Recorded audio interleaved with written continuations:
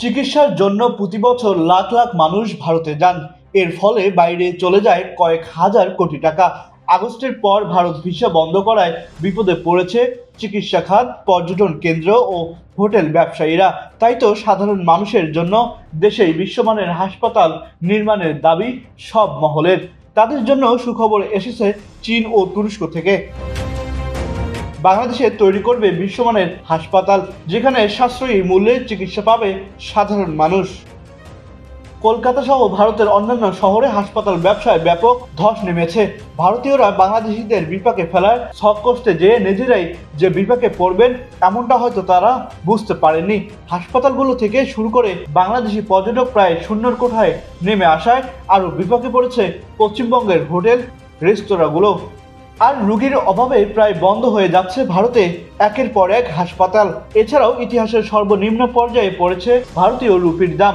ভারতের পর্যটন মন্ত্রণালয়ের তথ্য অনুযায়ী প্রতি বছর বাংলাদেশ থেকে প্রায় 25 লাখ রোগী চিকিৎসার জন্য ভারতে যায়। এতে ভারতের স্বাস্থ্যসেবা নিতে তাদের বছরে প্রায় $50 মিলিয়ন ব্যয় হয়। এমন পরিস্থিতিতে চীন বাংলাদেশের স্বাস্থ্য খাতে বড় ধরনের বিনিয়োগ করতে চায়। চীনের রাষ্ট্রদূত ইয়াওয়েন পররাষ্ট্র উপদেষ্টা মোহাম্মদ তৌহিদ হোসেনের সঙ্গে সাক্ষাতে ঢাকায় বিশেষায়িত হাসপাতাল নির্মাণে এর সহায়তা এবং চীনের রোগী পাঠানো নিয়ে আলোচনা হয়েছে। তাছাড়াও চীনের সহযোগিতায় ঢাকার পূর্বাঞ্চলে একটি বিশেষায়িত হাসপাতাল নির্মাণের প্রস্তাবনা রয়েছে, যার জমিসহ অন্যান্য সুবিধা দিতে বাংলাদেশ সম্মতি জানিয়েছে।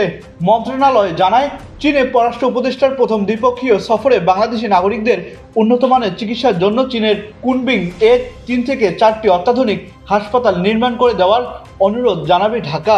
এর আগেও চীন, তুরস্ক ও সৌদি আরবের কাছ থেকে আন্তর্জাতিক মানের আলাদাভাবে হাসপাতাল তৈরির প্রস্তাব এসেছিল করোনাকালে।